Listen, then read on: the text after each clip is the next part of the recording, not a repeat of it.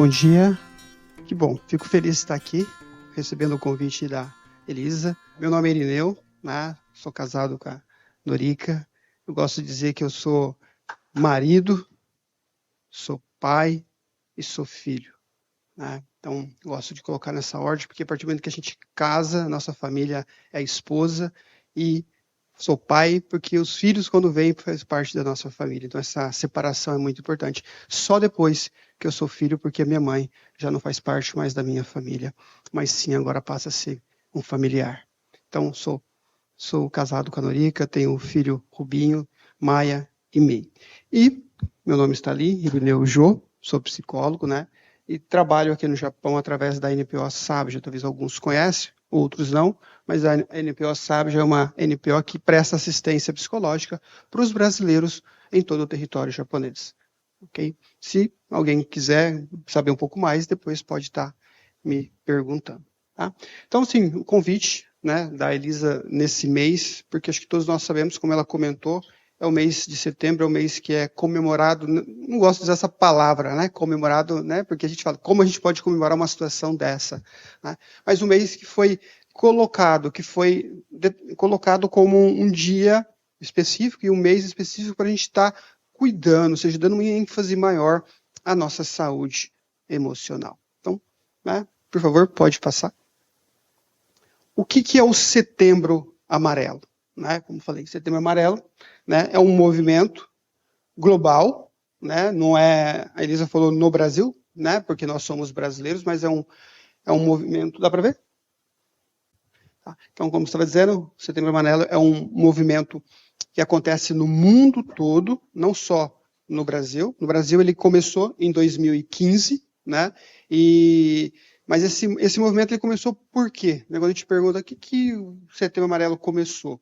Ele começou porque acho que em 1993, 94, se não me recordo agora, um adolescente americano ele cometeu suicídio. Um adolescente brilhante, que tinha uma carreira brilhante na universidade, querido na comunidade americana, ele acabou cometendo suicídio. E a partir daquele momento, né, depois de muito tempo, acho que em 2003, se eu não me engano, foi instituído o Setembro Amarelo no mês de setembro e no dia 10. E qual é o objetivo? Qual que é a importância? Qual que é a relevância dessa data, desse mês? Salvar vidas através da conscientização. Ok? Por favor, pode passar. Desculpa, achei que era você que estava passando. Ok. Bom, se a gente fala em Setembro Amarelo, a gente tem que falar em saúde mental. Qual que é a definição de saúde mental? Quando nos atendimentos eu pergunto para as pessoas, você está bem, você está saudável? A pessoa sempre diz, o paciente sempre diz, estou ótimo. Estou ótimo. Interessante, né? Está ótimo e está no consultório do psicólogo, né? Porque foi associado que saúde tem a ver com a questão física, né? Ou seja, a ausência de doença. Eu não tenho nenhum tipo de doença, meu coração está funcionando, meus rins, está tudo bem comigo. Mas e a nossa mente? E a saúde emocional? Como está? Então, na maioria das vezes, nós não estamos bem. Mas nós associamos que estar bem, que estar saudável, é porque não tem nenhum problema. Meu braço está bem, está funcionando, estou trabalhando. Mas e nosso intelecto? E nossas emoções? Então, o que é saúde emocional? Na definição diz que saúde emocional é um bem-estar biopsíquico social. Ou seja, é quando o meu estar emocional, quando as minhas emoções estão bem, quando as questões psicológicas estão bem resolvidas e quando eu consigo me relacionar bem, primeiro comigo mesmo e depois com os meus pares. Então, isso é conceito de saúde mental. É o estar bem em todas as áreas. E não apenas não ter nenhuma doença. E o que isso envolve? Envolve a capacidade, quando eu estou bem, de lidar com estresse.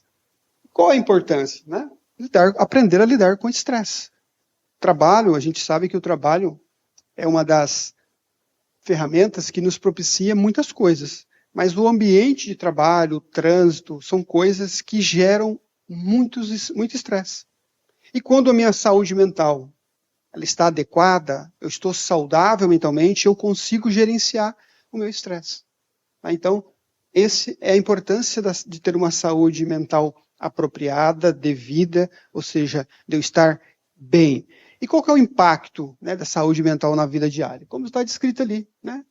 Além da importância dos relacionamentos, das decisões e de adversidades, qual que é o impacto? Vamos pensar, eu estou bem fisicamente, não tem nenhum problema, mas a minha saúde mental não está bem. Qual que é o impacto disso? Dificuldades de concentração. Insônia, primeiramente. Dificuldade de se concentrar. Eu não consigo ler um livro. Eu não consigo assistir uma série. Eu não consigo focar no trabalho. Eu fico irritado o tempo todo. Eu não consigo dormir. Dificuldade de interação social. Eu não quero mais conversar com pessoas. Talvez aqui já estamos falando um pouquinho mais de um caso mais avançado de depressão, mas as minhas relações sociais ficam difíceis. Eu não consigo me relacionar nem comigo. Não me aguento mais. E não consigo aguentar as pessoas, suportar. Onde está o marido pergunta para a esposa, onde está a minha blusa? Está aí. Você é cego. Por quê? Porque eu não estou bem. Uma gota é suficiente para transbordar o copo. Simplesmente porque minha saúde mental não está adequada e resulta em dificuldade de interação social. No trabalho, pessoas perdem o trabalho por conta disso. Pessoas abandonam a faculdade, a escola, porque está com dificuldade. O que mais? Oscilação emocional. Uma hora está bem animado, de bem com a vida, maravilhoso, sol, que sol lindo. 5 minutos depois, está chutando o cachorro. O mundo está explodindo, o mundo não presta, é a pior coisa do mundo, está um caos. Porque essa oscilação, ao mesmo tempo que eu falo baixinho, eu já falo alto. A dificuldade vai aumentando. O que mais? O impacto na vida diária. O que mais causa? Qual mais é o impacto na vida diária? Falta de motivação. Quantos de nós acordamos pela manhã desanimados, desmotivados, sem querendo fazer nada? E que afeta a nossa vida, não tem como. Uma pessoa desmotivada, uma pessoa que não tem motivação, não tem ânimo para fazer nada, nem para se alimentar direito. Dificuldade em tomar decisões. Olha que importante, olha o quanto importante é isso. Quando a minha saúde mental não está adequada, eu tenho dificuldade de tomar decisões. Eu bebo agora ou daqui a pouco? Eu não sei se eu tomar agora, será que eles vão me olhar? Isso acontece. A gente vai jantar nesse restaurante ou nesse? Por quê? Porque minha mente não está bom, insegurança. Se eu for e não gostar, mas nesse aqui eu já fui. Quando a minha saúde não está bem, o impacto é muito grande em coisas simples do dia a dia. O que mais acontece? Dificuldade de gerenciar o estresse. Eu falei um pouquinho isso antes. Trânsito. O cara olha feio para mim, eu já quero brigar. E por aí vai, no trabalho. Ou seja, o estresse está presente na vida o tempo todo. O que é o estresse? O estresse é a reação do meu corpo diante da carga que eu recebo no dia a dia. Se eu tenho muitas atividades, o corpo manifesta no corpo, eu fico estressado. Mas aí também o estresse psicológico, aquela irritação. E eu explodo. E eu não consigo tomar essas decisões. Conclusão desse pequeno slide. Qual que é a conclusão da falta da saúde mental nas nossas vidas? Qual que é a conclusão disso? Que a nossa vida se transforma num caos. Nós adoecemos. Agora, pelo contrário, quando nós conseguimos ter uma saúde mental adequada, saudável, ou seja, uma boa saúde mental, normal, melhora o bem-estar, permitindo que a gente consiga gerenciar as nossas emoções, permitindo que todas essas dificuldades, concentração, relação social, emoção, motivação, desapareçam. Porque simplesmente a minha mente está equilibrada. Então, voltando. Quando alguém perguntar, você está bem? Antes de responder, pense. Se a gente fala em saúde mental, a gente tem que falar do papel da psicologia. Qual é o papel da psicologia? O que é a psicologia? Né? Qual é o papel? Basicamente, é muito rápida. A psicologia ela ajuda a compreender ou ela propicia que o paciente, que a pessoa, que o indivíduo que vai até a busca, que busca o serviço da psicologia, compreender e tratar as questões de saúde mental. E o que a psicologia explora no indivíduo? Né? O que a psicologia estuda? O que a psicologia, para onde que ela olha? Ela olha ali, pensamentos, comportamentos. Então, a psicologia ela olha para onde? Ela explora o que? Os pensamentos, como eu penso e como os meus pensamentos influenciam nos meus comportamentos. E quais emoções, quais sentimentos surgem a partir desse comportamento? Olha que interessante. Eu penso, eu ajo, e quando eu tomo uma ação, essa ação gera um sentimento, uma emoção. E essa emoção ela pode ser positiva ou negativa. Se essa emoção for positiva, maravilha, que bom, que gostoso, houve prazer. Agora, se essa emoção for negativa, isso pode gerar um trauma, um conflito. Então, eu penso, me comporto e tenho uma reação, que são as emoções e os sentimentos.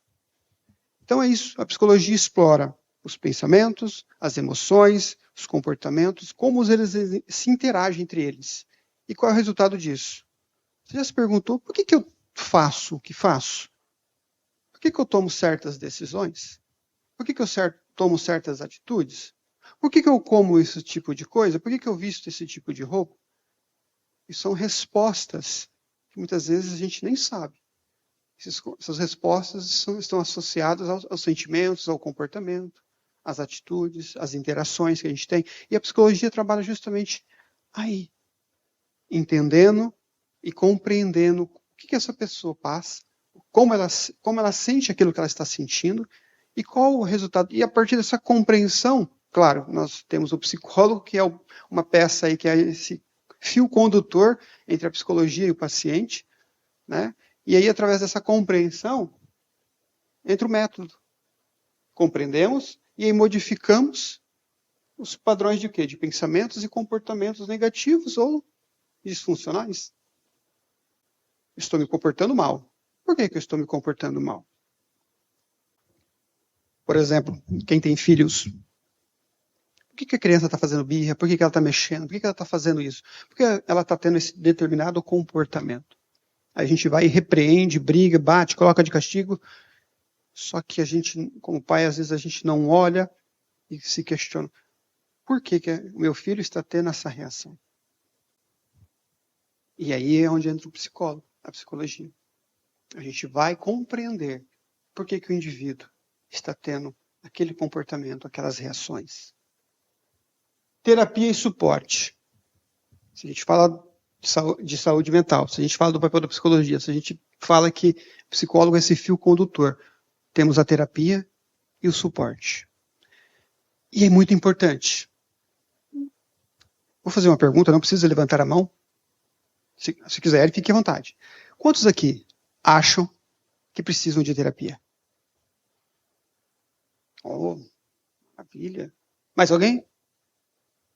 Todo mundo ergue a mão assim, então. Né? Que maravilha, né? Que legal, isso é muito bom. Só que teve um lugar que eu fiz essa mesma pergunta e as pessoas, depois da palestra, elas não me procuraram. Eu fiquei triste. Não porque eu deixei de ganhar, receber, não. É porque elas têm consciência, mas elas não vão até a terapia. Elas não buscam ajuda. Né? E a terapia é inegável. Vocês mesmos levantaram a mão. A importância da terapia. Que ela olha para isso, para as minhas emoções. Por exemplo, nós estamos numa comunidade. Por que a terapia e o suporte psicológico é tão importante? Pensa assim, os que levantaram a mão. Hipoteticamente, é claro. Se você olhasse para algum irmão aqui, para alguém da comunidade, e falasse assim, vou escolher esse irmão, essa irmã, para desabafar, para falar da minha vida, para todos os meus problemas, tudo aquilo que eu sinto. Será que esse irmão daria conta de ouvir e falar, vamos orar? Sai em nome de Jesus? Ia te julgar? porque é isso que acontece. Um dos motivos que me levou a fazer psicologia, eu sou cristão, esqueci de comentar isso, sou cristão, mas aqui eu estou como um psicólogo, vou deixar bem claro. Mas um dos motivos que me levou a fazer psicologia é que quando eu olhei para dentro da igreja, eu vi que as pessoas estavam feridas, machucadas, e não tinha ninguém para desabafar. E elas não podiam desabafar, porque as pessoas tinham uma linguagem, um olhar de julgamento, de acusação. Sabe, isso acontece, é do ser humano. Então, por isso que é muito importante o espaço terapêutico e o suporte. Porque vocês não dão conta de ouvir. Não porque são incapazes. Não, não é isso. É porque nem todo mundo tem isso. Nem todo mundo vai ser padeiro, confeiteiro. Né? Temos as profissões. E a terapia é muito importante. Por que eu digo que é muito importante? Porque a terapia, ela oferece o quê? Um espaço de apoio psicológico. Para quê? E é um espaço seguro, onde você possa, onde eu posso, onde nós podemos falar das nossas emoções, dos nossos sentimentos, onde a gente pode se irar, onde a gente pode até falar de maneira que a gente odeia, apesar que o ódio não deve acontecer, mas eu posso dizer, odeio! E essa pessoa não vai ser julgada. Ela vai ser compreendida e tratada. Algo que às vezes na nossa comunidade, igreja, família, no grupo que a gente tem, nós não temos isso. Volto a dizer, não por incapacidade, mas porque não somos preparados para isso. E aí, a gente vai no lugar adequado, que é a terapia. E aí a gente encontra isso, esse espaço seguro para expressar as minhas dificuldades. Imagina o marido falar para a esposa, amor, sabe a vizinha? Eu olhei para ela diferente. Aí a esposa vai dizer, é? Vamos então sentar e rever o que está acontecendo com o nosso relacionamento. Porque se você olhou para ela de maneira diferente, é porque nós não estamos bem como casal. Vamos trabalhar isso em nós. É assim que vai acontecer? Não. E aí esse marido ele não fala. Essa esposa não conta. Esse filho não fala para os pais. E vai guardando essas emoções. E isso vai aumentando, aumentando, aumentando, aumentando e pum. E quando explode, o que o outro fala? Por que não me falou antes? Então, o espaço terapêutico é isso, esse lugar de segurança onde eu posso expressar as minhas dificuldades, as minhas emoções, a minha raiva, a minha ira, sem julgamento, sem acusamento, para ser tratado. É um espaço de compreensão emocional, onde junto com o psicólogo, o paciente e o psicólogo vai desenvolver o quê? Estratégias de enfrentamento. Eu vou enfrentar essas minhas dificuldades. Eu não cito problema, eu falo dificuldades. Redução dos sintomas de ansiedade e depressão na terapia, quando a gente vai para esse espaço de segurança. A gente reduz o estresse, a gente reduz a ansiedade, a gente reduz a depressão. E pode chegar até a cura. Promove o que é? O que o espaço terapêutico e suporte promove? A resiliência e esperança. Resiliência aqui, um povo que tem muita resiliência, são os japoneses.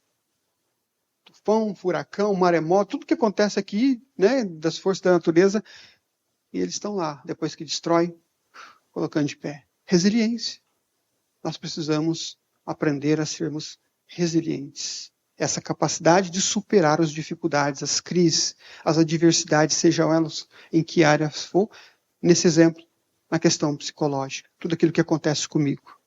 E no espaço terapêutico, a gente aprende a ser resiliente. Bom, então nós vimos a questão psicológica, Bíblia. O que a Bíblia tem a ver com psicologia? Você falou que ia estar aqui como psicólogo? Sim. Mas eu estou numa comunidade de fé que fala que tem a Bíblia como seu manual, que tem a sua fé, que tem as suas crenças. E como que se correlaciona a Bíblia e a psicologia? Muito. O psicólogo, ele trabalha com a fé. O psicólogo trabalha com a religião das pessoas. Por isso que eu falei, o psicólogo ele tem que aprender a separar se é um psicólogo cristão. Se ele está no consultório, ele é psicólogo. Ele não é pregador, ele não é cristão naquele momento. Ele é psicólogo. Mas eu queria correlacionar isso. O Salmo 34:18 diz assim: o Senhor está perto dos que têm um coração quebrantado e salva os de espírito abatido. Espírito abatido. O que é espírito abatido? É uma pessoa angustiada, uma pessoa que sofre, que a sua alma está completamente tomada pela angústia, deprimida, depressiva. Mateus 11:28 também diz: vinde a mim, todos que estáis cansados e sobrecarregados, e eu vos darei descanso. Olha aqui, novamente. Vinde a mim, todos que estáis cansados e sobrecarregados, e eu vou dar descanso a vocês. Que cansaço é esse? Que maneira de estar sobrecarregado? Aqui, se a gente pegar a Bíblia, é uma interpretação, trazendo para o campo da psicologia, esse cansaço, esse coração, esse espírito abatido, são pessoas que estão sofrendo por questões emocionais. Outras pessoas acordam pela manhã cansado. Tiveram uma vida normal, um sono tranquilo, mas acordam cansado. Porque está cheio de ansiedade. E é isso que eu atendo nos consultórios, pessoas que estão totalmente cansadas. Então a Bíblia se correlaciona. O que a Bíblia tem a ver com saúde mental, com cuidado e apoio? Olha aqui, vou ler novamente. O Senhor está perto dos que têm um coração quebrantado e salvos de espírito abatido. Espírito abatido é justamente isso. Vinde a mim, todos que estáis cansados e sobrecarregados, e eu vos darei descanso. Aqui fica muito claro o cuidado divino e a preocupação para com o bem-estar das pessoas. Bem-estar o quê? Emocional, claro, espiritual, mas também emocional. E a gente precisa olhar para isso. E como cristão, às vezes a gente olha, como pessoas, a gente olha o quê? Não, vou orar que tudo está resolvido. Não é bem assim. A oração é muito importante. Mas nós precisamos de olhar para as outras áreas da nossa vida. Nesses versículos que lemos também ressalta o quê? Mostra, além da preocupação de Deus para com o bem-estar emocional, trata da importância do cuidado mental, que é tão essencial quanto o cuidado físico e espiritual. Eu preciso cuidar do meu corpo? Sim, preciso me alimentar bem. Preciso dormir bem. Eu preciso ter uma vida espiritual como comunidade? Sim, preciso. Isso ajuda a ser saudável, mas também o cuidado mental. Ele é tão importante quanto. A vida como um dom divino. Tem isso a ver com a psicologia, com saúde mental, principalmente? Uma vez eu li um textinho em que uma pessoa dizia para um outro: se Deus chegasse para você e dissesse, você escolha um carro, porque você só vai ter esse carro durante a sua vida toda. O que você faria com esse carro? E a pessoa respondeu: eu cuidaria dele com muito carinho, com muito amor, faria todas as revisões, trocaria tudo que precisaria ser trocado, porque eu só ia ter ele. E interessante que a gente faz isso com as coisas, mas não faz com o melhor carro que Deus nos deu, que é a nossa vida. Por isso, a vida como um dom divino. Quando a gente entende, comunidade cristã, que a minha vida é um dom divino, e o Salmo 139 diz isso: eu te louvo, olha, agradecendo aqui, louvando, porque me fizeste de modo tão admirável. Maravilhosas são as tuas obras. Maravilhosas são as tuas obras. Ele está dizendo: eu sou especial, eu sou único, não tem ninguém igual a mim. Minha alma o sabe muito bem. Quando a gente tem esse entendimento de que eu sou singular, que eu sou único, e que não existe ninguém igual a mim, nem um gêmeo é igual a mim, ninguém. Eu me trataria 10 vezes, 100 vezes melhor do que eu trataria o cuidado de um carro. Então tem a ver com saúde, cuidado e apoio. Eu preciso cuidar de mim, eu preciso aprender a cuidar de mim. Quando eu entendo que a minha vida é um presente de Deus, eu vou aprender a respeitar os limites que nós não temos. Você faz isso para mim? Faço. Você está cansado? Não. Cadê o limite? É pelo outro, eu preciso fazer. E a gente usa até a Bíblia ainda, né? A gente vai adoecendo sem perceber. Porque simplesmente a gente não falou não. E o não é importante, o não existe para isso, para dizer não. Mas por quê?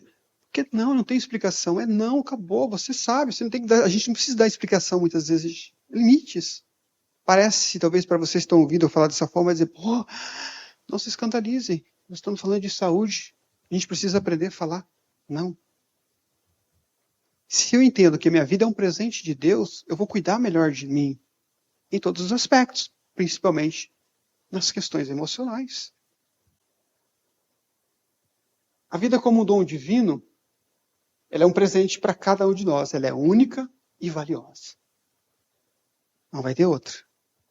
E ela é valiosa.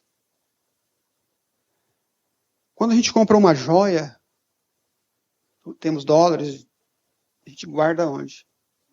Embaixo do sofá? Não, a gente coloca num cofre, num lugar bem seguro, protegido, de cuidado, porque a gente entende que aquilo é valioso. Mas a nossa vida é muito mais valiosa do que qualquer ouro, qualquer prata. E a gente precisa aprender a dar esse cuidado emocional para a nossa vida. Em outras palavras, ver a vida como um presente divino nos ajuda a o quê? A conectar com algo maior e que dá propósito à nossa vida. Uma das perguntas que eu faço em terapia algumas vezes é: qual é o seu propósito de vida? O que te dá sentido? E ninguém consegue responder. E às vezes, talvez a gente que é cristão, que professa uma fé, a gente cita muito a Bíblia. Meu propósito é ajudar as pessoas, meu propósito é isso, tal. A gente usa às vezes, só que a gente não tem dimensão do qual realmente é o nosso propósito de vida. O que eu estou fazendo neste mundo? Eu vim porque Deus me mandou. Não, isso é vago, percebe? Qual que é o meu propósito? O que dá sentido? O que me faz acordar de manhã e lutar por aquilo que eu desejo? O que me faz casar? O que me faz relacionar? O que me faz querer ter filhos? Qual é o sentido em tudo isso? Quando não tem um sentido, é uma vida vazia, com emoções disfuncionais, pessoas depressivas, ansiosas. Então, a Bíblia, ela correlaciona isso com a saúde mental, ter propósito. Ela ajuda, e quando eu entendo que eu sou um ser único, que eu sou um presente, quando eu olho para a saúde mental, eu vou querer cuidar mais de mim, vou melhorar os meus aspectos psicológicos, eu vou olhar, fazer baterias de exames, eu vou olhar para mim, para ver se eu estou bem, se as minhas emoções estão saudáveis, se eu preciso fazer alguns ajustes psicológicos, se eu tenho crenças que me impedem de caminhar. Tem pessoas que têm sonhos grandes, mas não conseguem realizar esses sonhos. Tem pessoas que têm grande capacidade intelectual, mas não saem do lugar. Por quê? Porque trazem crenças do passado. Crenças de identidade. Quem que eu sou? O que eu faço? Aonde eu pertenço? Crenças de capacidade. Não, eu não sou capaz. O fulano é bom, eu não. E ele tem uma grande capacidade, mas não consegue acreditar nisso. Por quê? Porque as emoções estão machucadas, as feridas estão nevoadas, estão disfuncionais. Pessoas que trazem crenças de merecimento. Não, eu não mereço isso. E depois ela... Só que ela quer. Só que a crença que ela carrega, ela não alcança. Porque a crença limita. E quando eu tenho esse propósito, quando eu entendo que eu sou um ser único, eu faço terapia, eu busco ajuda, eu olho para mim, eu aprendo a falar não, e muitas outras coisas que é trabalhado na terapia, e aí eu começo a ter uma saúde emocional equilibrada, um relacionamento equilibrado. Começo a ver frutos na minha vida. A fé como fonte de força.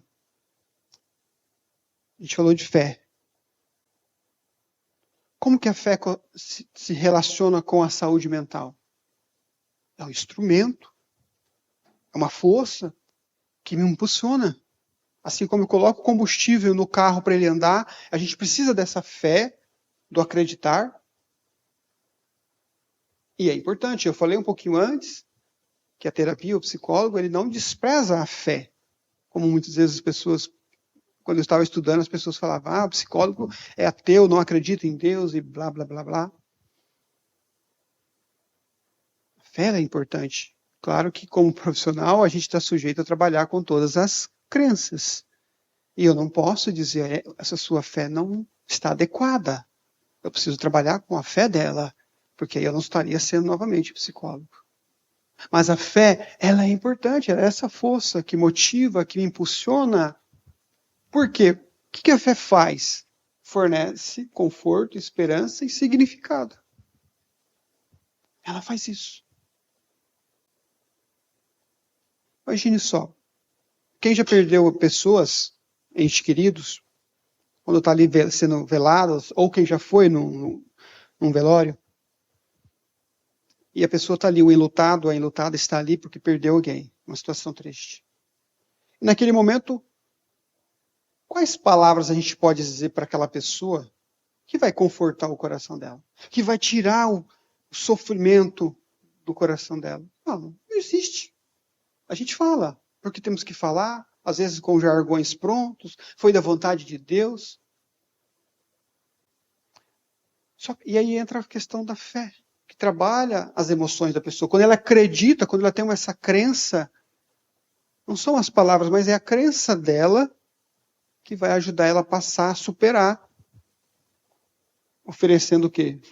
Oferecendo conforto, esperança e significado. Claro que ela precisa passar pelo luto, mas quando ela tem fé, as emoções dela não ficarão pelo caminho. Ela vai sofrer, precisa passar por isso, precisa vivenciar o luto. É importante. Só que a fé vai ajudar ela, trazendo o quê? Esperança, significado. E a fé vai nos ajudar nas adversidades e encontrar um propósito, mesmo que seja nos momentos mais difíceis da nossa vida e da nossa caminhada. Então a fé se relaciona com a saúde mental. Saúde mental e fé andam juntos. Como a fé influencia a saúde mental? Acho que isso aqui é muito importante. De que forma ela influencia a saúde mental? Novamente, dando um propósito, um sentido. E aqui vamos tirar a questão da fé, vamos colocar a palavra acreditar. Tá?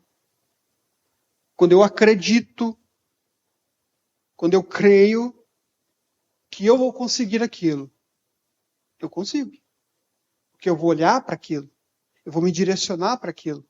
Eu vou fazer tudo de maneira legalista, claro, legal, para alcançar aquilo que eu desejo. Porque eu estou acreditando.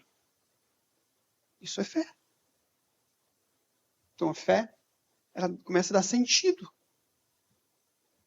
Começa a dar sentido, dá propósito. E ela influencia na saúde mental. Quando eu tenho propósito, quando eu tenho sentido, imagina só. Lembra que eu falei para vocês que eu faço essa pergunta, qual é o sentido, qual é o propósito? As pessoas não sabem. E essas pessoas que não sabem, na grande parte delas, estão sofrendo. A vida está uma bagunça. Então, por outro lado, se a fé me ajuda a dar propósito, sentido, a minha saúde mental vai estar equilibrada. Então, elas se influenciam. Como que elas se influenciam ainda? Trazendo conexão social e o sentimento de pertencimento. Que conexão é essa? Isso que vocês estão fazendo. Nós somos seres sociáveis. Claro que há algumas pessoas que precisam, não têm a necessidade de estar junto tanto tempo, mas isso é uma particularidade de cada um. Mas na grande parte das pessoas, na maioria, as pessoas precisam estar se relacionando. Conexão social. E a fé, ela une pessoas dentro dessa mesma crença. E nessa união, eu gero o sentimento de pertencimento. Eu pertenço a esse lugar. Porque a gente compartilha a mesma fé. E se eu me sinto bem neste lugar, ora, isso me torna um pouco mais saudável. Olha como a fé, ela influencia a saúde mental novamente. A fé me ajuda a gerenciar o meu estresse. De que forma?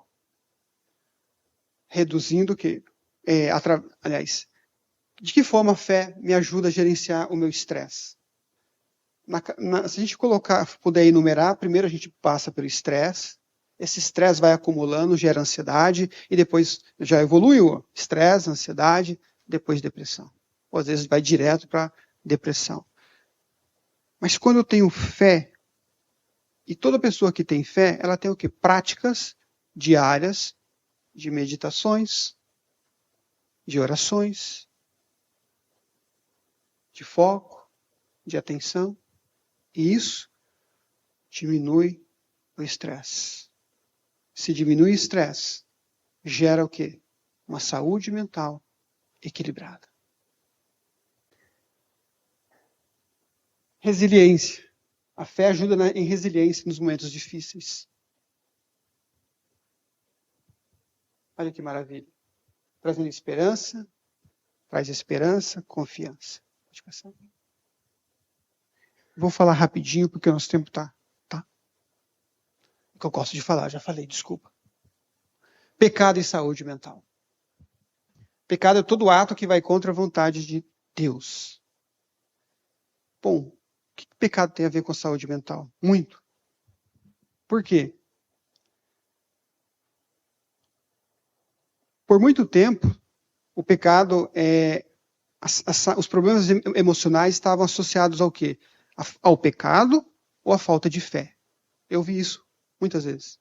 A pessoa está com depressão porque não ora. Ela está com depressão, está assim, porque está em pecado. E não tem nada a ver uma coisa com a outra. Então o pecado se relaciona muito. De que forma? Quais são as implicações na saúde mental? Quando a pessoa se sente assim, culpa e vergonha. Tá? Se por muito tempo, e hoje ainda às vezes acontece, as pessoas acham que o estar em depressão, estar ansiosa é devido ao pecado e à falta de fé, isso gera culpa e vergonha, que pode causar depressão e ansiedade. A culpa não muda a vida de ninguém. A culpa, ela paralisa. Me deixa quieto, parado. Eu me sinto culpado. A pessoa culpada, ela fica coada. E vergonha nos afasta da onde? Da igreja. Nos afasta da fé, nos afasta de Deus, nos afasta das pessoas. O pecado ainda, quando ele a maneira como é colocado o pecado para as pessoas, cria uma autoimagem negativa em quem está ouvindo. Que autoimagem é essa? Você pecou, agora você está afastado de Deus. Tem ressalvas que precisam ser esclarecidas e colocadas, mas muitas vezes quem está ouvindo isso ainda não tem maturidade e ela vai interpretar de uma forma diferente. Então eu pequei, eu sou uma pecadora. E então Deus não me ama mais. Se Deus não me ama, Deus não gosta mais de mim, para que eu vou para a igreja? Para que eu vou fazer isso? Então isso gera o quê? Uma autoimagem negativa. Eu não sou bem vista por Deus. Eu começo a criar uma desvalorização pessoal. A pessoa, tá? É assim que acontece. Ela começa a se sentir desvalorizada pessoalmente. Ela começa a se isolar da comunidade, da fé, de Deus, e chega até cometer suicídio. Tem muitos cristãos que passam por isso, que cometem suicídio. Pode passar. Como hoje, como falei, em setembro, eu queria trazer alguns mitos sobre o suicídio. Depois eu posso deixar esses slides, tá? Se vocês quiserem, tá bom? Mitos mais comuns. Quais são os mitos mais comuns? Quem fala sobre o suicídio não se mata. Vocês já ouviram isso? Quem fala que vai se matar não se mata. Se mata sim. Como assim? Muitas pessoas que falam sobre o suicídio, de fato, elas estão expressando algum sentimento que estão dentro dela. Elas estão dizendo, olha, eu não estou bem. Eu não estou bem. E aí, às vezes, quem está ouvindo não tem essa maturidade e diz, para com isso. Então é um mito. Suicídio acontece sem aviso? Não. É outro mito. Tudo na vida deixa rastro e pistas. Quem vai cometer suicídio, o que ele faz? Ele deixa alertas antes. Ele começa a falar sobre morte, ficar isolado, entre muitos outros sintomas. Tentativa de suicídio são busca de atenção. A pessoa só quer chamar a atenção.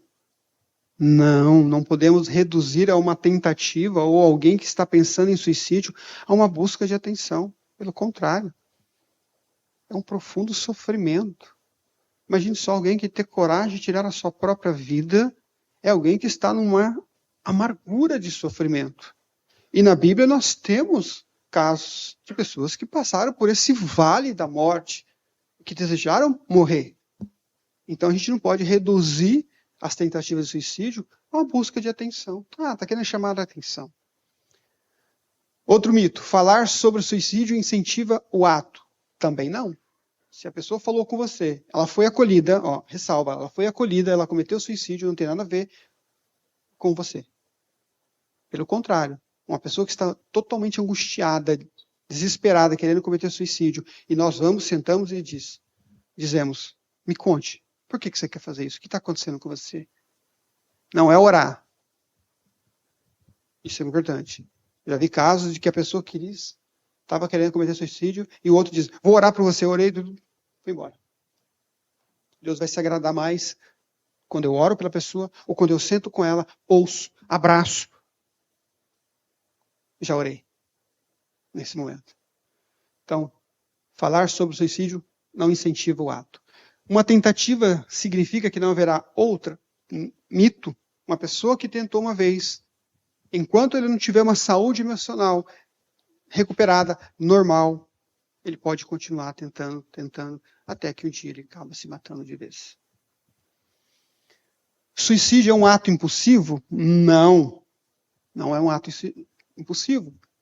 A maioria dos suicidas, eles ficam, às vezes, anos tramando a sua morte.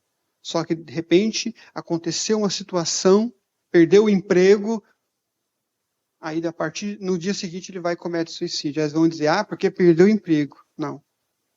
Ele já não estava bem, ele já veio se programando, ele já veio se planejando. Então, suicídio não é um ato impulsivo. Por isso que é importante olhar para a pessoa. Pessoas que cometem suicídio são fracas? Não são. Pessoas que cometem suicídio não são fracas. Novamente, são pessoas que estão no fundo do poço, que acham que a única solução para a vida delas é o suicídio. Mas não é. Sim, não é. Mas elas acham.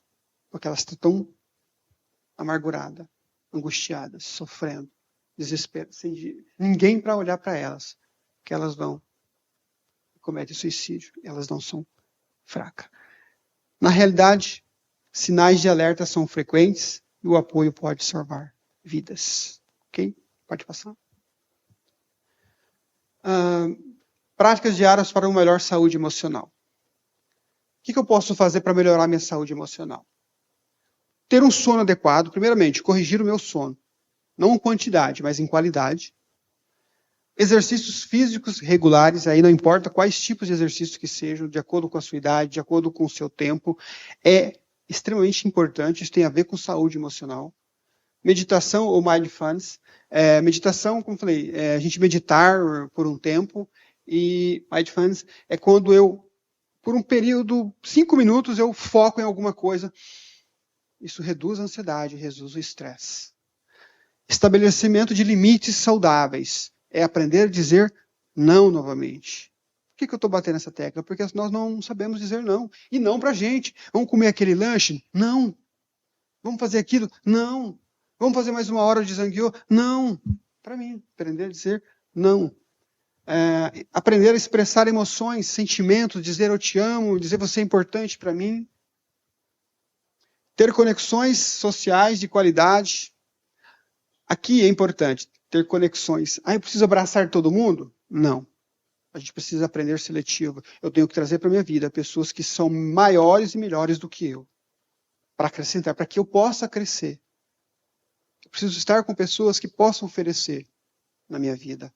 Completar aquilo que eu não tenho. Isso é muito importante. Então, conexões sociais de qualidades. Senão a gente acaba querendo se relacionar com todo mundo e vai piorar a situação. Autocompaixão. Isso é muito importante. A gente ter autocompaixão. Principalmente da gente mesmo, às vezes. Né? Olhar para a gente. Tá? Práticas de gratidão. Agradecer a Deus. Agradecer por todos os dias da nossa vida. Agradecer também, mesmo que não seja diretamente para Deus, mas dizer, nossa, eu sou obrigado, agradeço pela minha vida. Como é bom ter esse trabalho. Olha, como é bom poder fazer isso. Como é bom poder comer isso. Isso é gratidão. Gratidão é isso. Ser grato. Né? Hobbies e atividades prazerosas.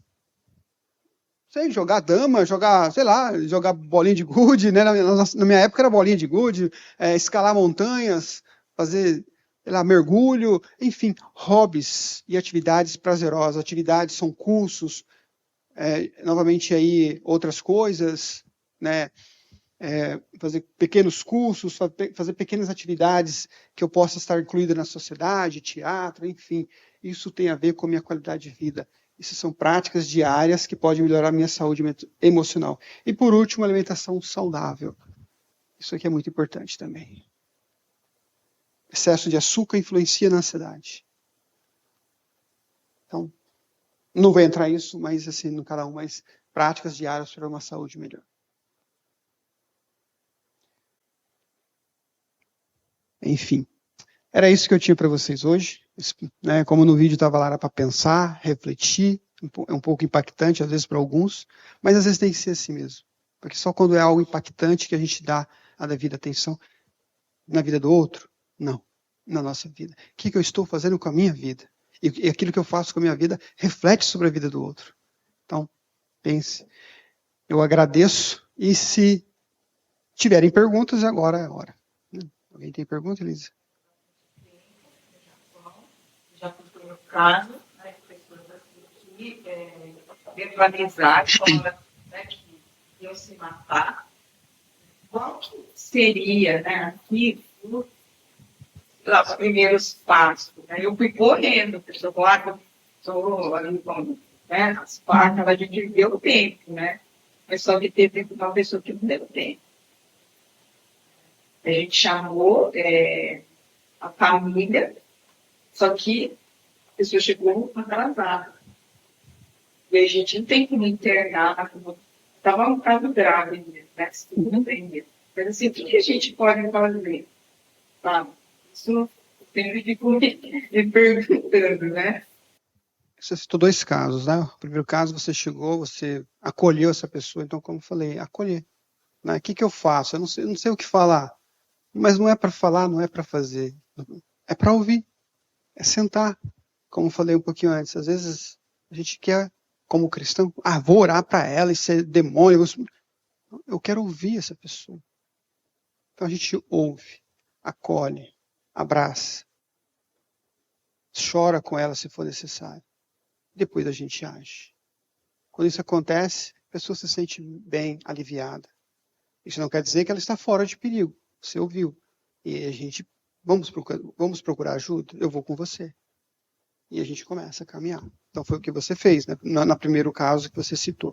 No segundo, é um caso, você falou esquizofrenia, já é um caso mais complicado, é um caso geralmente que pessoas se isolam, que ficam sem a família. Então, assim, nesse caso, se é um caso de esquizofrenia, Elisa, dependendo da situação, essa pessoa ou tem que estar junto com a família, realmente, não dá para ficar sozinha, porque a probabilidade de que ela vai cometer suicídio é muito grande, né?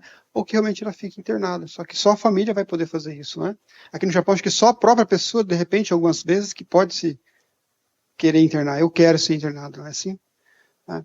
Então, assim, a gente pode acolher, a gente pode estar perto das pessoas, a gente pode olhar para as pessoas, não se ficar mais sensível ao que está acontecendo com o outro. Como eu falei, o suicídio, ele deixa pistas.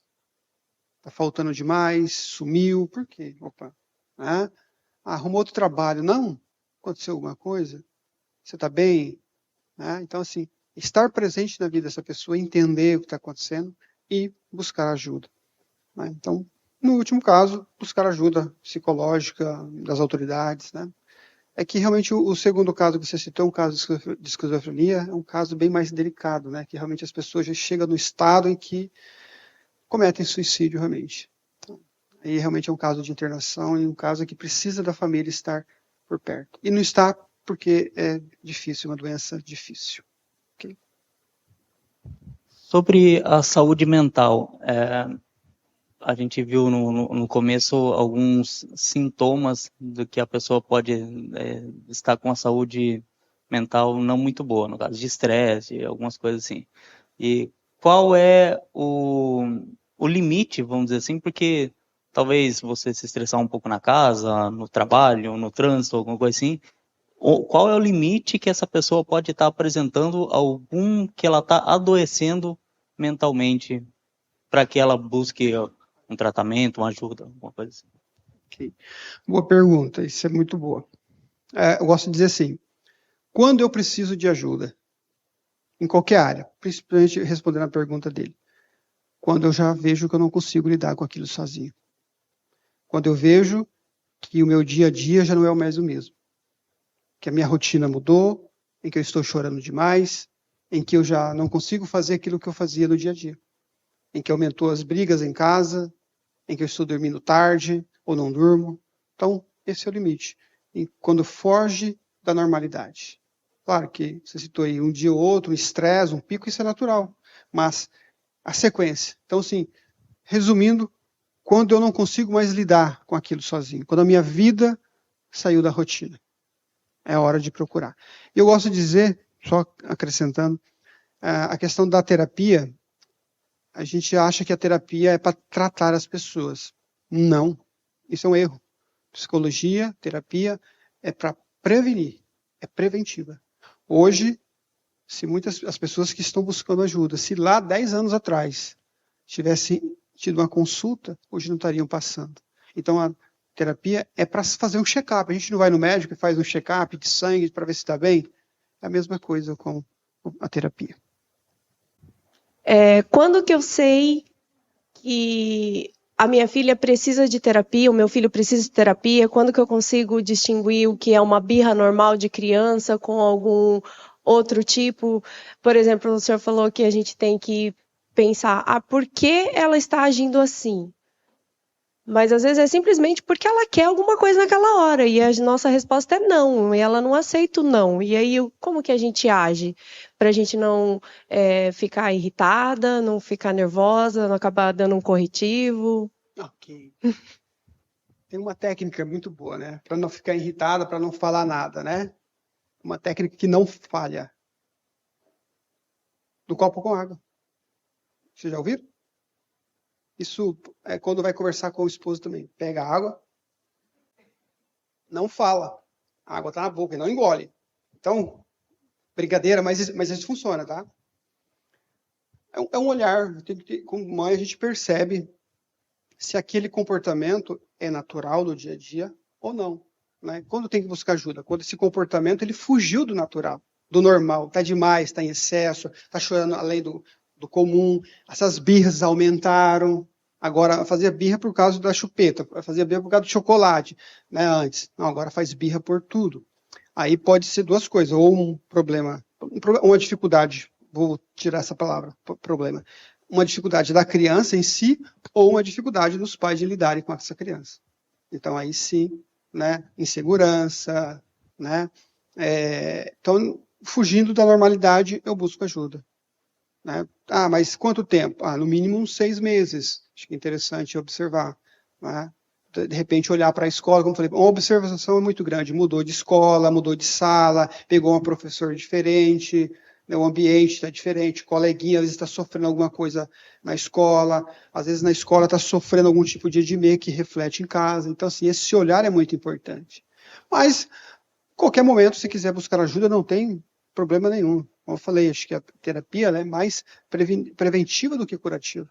Chega lá e fala, tá tudo bem, não tem nada, né? Então vai embora feliz.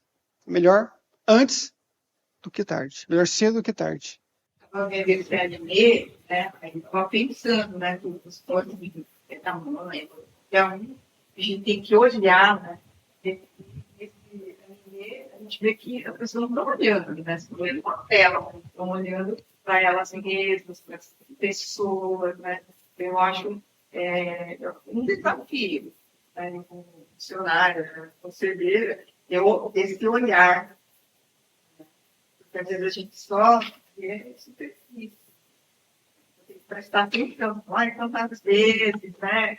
Esse comportamento é normal. A gente está tão correndo, né, na rotina do Japão e não tem esse olhar nem para a gente, né, na nossa própria saúde física, mental. Aí a gente só vai receber o alerta quando vai lá fazer um exame médico, você está com colesterol, você está com alguma coisa, né? Ou, né, como fez o preventivo aí na parte da saúde mental, está com depressão, etc. Né? Então, isso eu acho interessante. No Japão, eu tenho asma, né? E o médico, ele falou assim, eu falei, por que eu tenho que ficar tomando um remédio, mas eu tenho que ficar tomando? Ele falou, isso aí não é para tomar quando você tiver a crise, é para não dar a crise. Interessante, né, o que você falou também. Preventiva, terapia preventiva, né? Mas tem muito estigma, não tem? Seria da comunidade brasileira, do japonês, eu vejo que tem, né? Porque, tudo louco, né? Ou tem um problema mental, né? Sim, essa questão do estigma, dos rótulos, tem bastante, né? Não só aqui no Japão, mas no mundo todo, né? Não diria no mundo todo, né? Países europeus, como os Estados Unidos, e os Estados Unidos, principalmente, é muito aberta a terapia, uma coisa muito natural. Pelo contrário, lá é até interessante que se vá, as pessoas vão de maneira muito livre e aberta.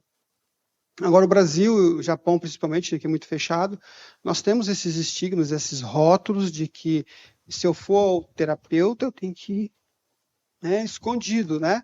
Então, assim, não dá. Até eu teve uma paciente em que ela estava com depressão e ela foi falar para o tantocha dela, né? Olha, eu estou fazendo tratamento psicológico, eu fui no psiquiatra, estou tomando medicamento porque eu estou com depressão. Aí disse que ele falou, não fala, porque aqui se eles ficarem sabendo, vão falar pra gente, né?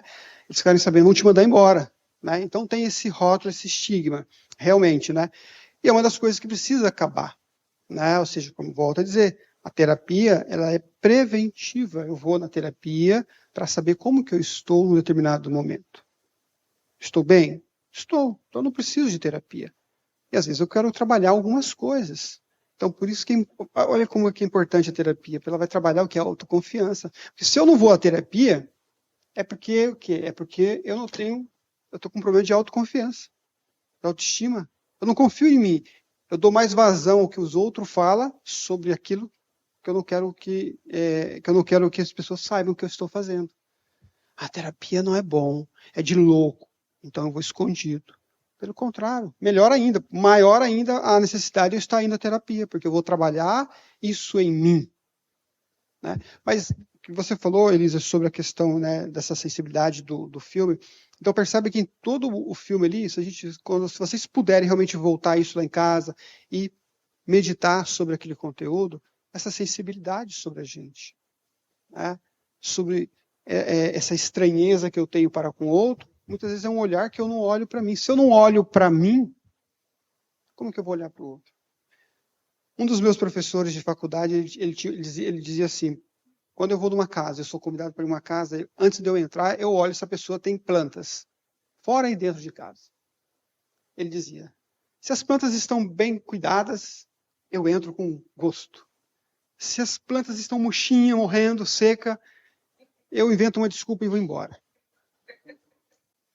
Valdemir Gomes. E ele dizia, se a pessoa não consegue cuidar de uma planta que não fala, que não expressa sentimentos, o que ela tem para me oferecer?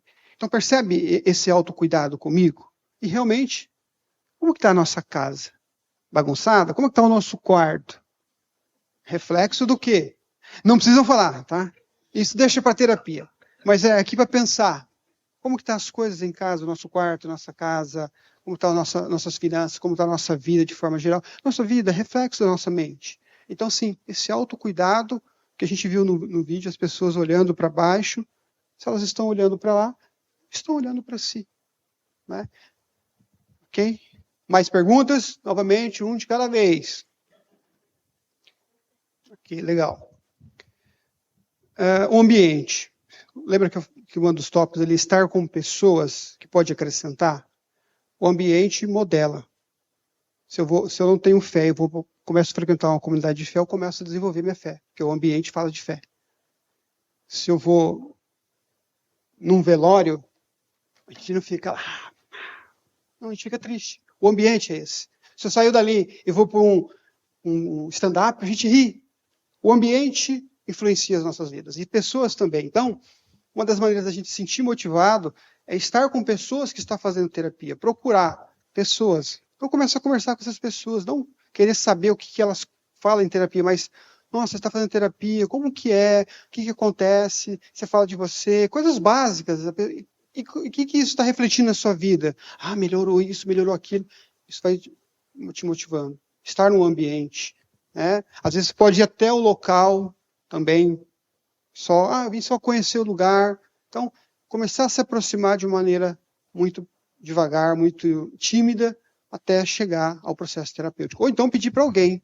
Olha, eu quero fazer terapia, não tenho coragem. Você me leva? A pessoa te amarra, coloca no carro e te leva.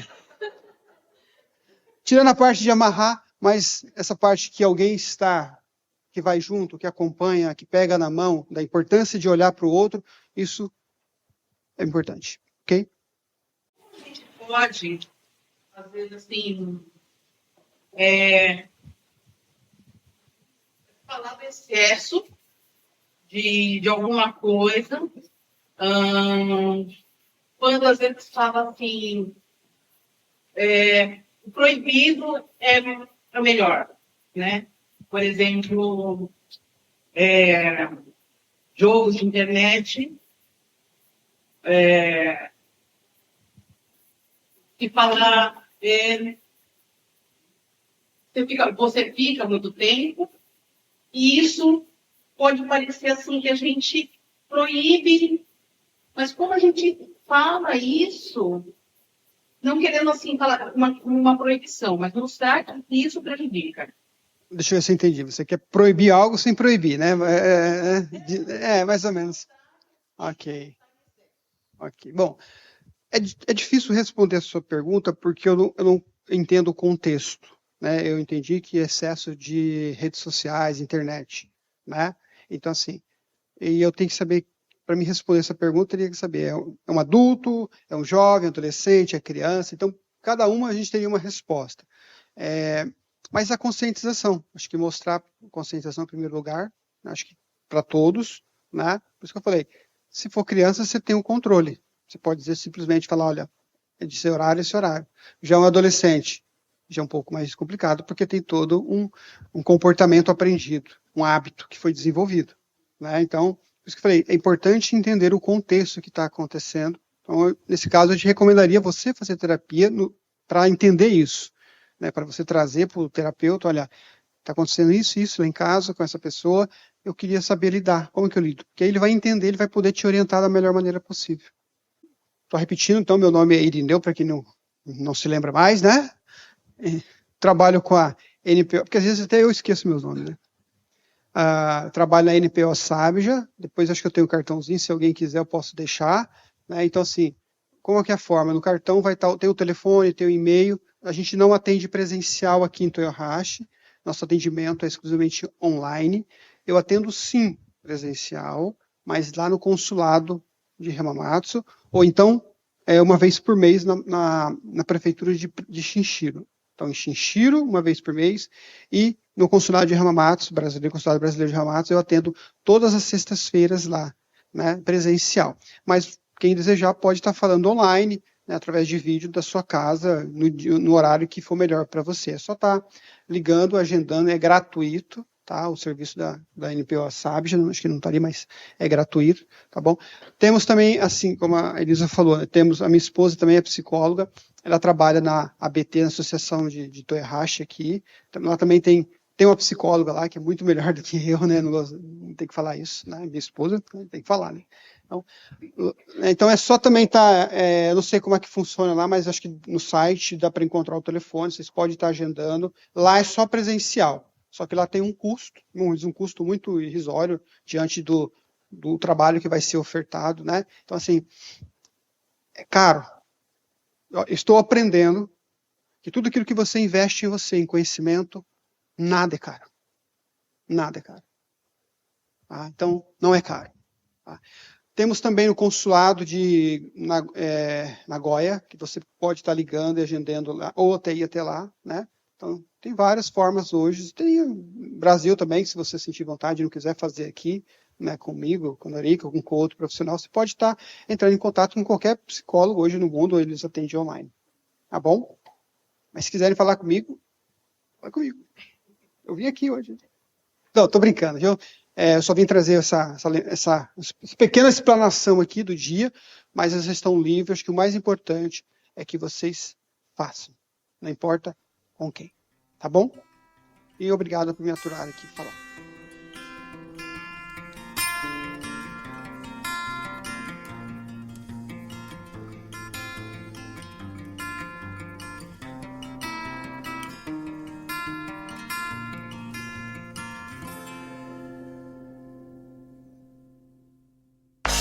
Este episódio foi editado pelo Nabecast. Saiba mais em www.nabecast.jp. Nabecast, conectando pessoas, desenvolvendo amizades, construindo parcerias e compartilhando vida através de podcasts.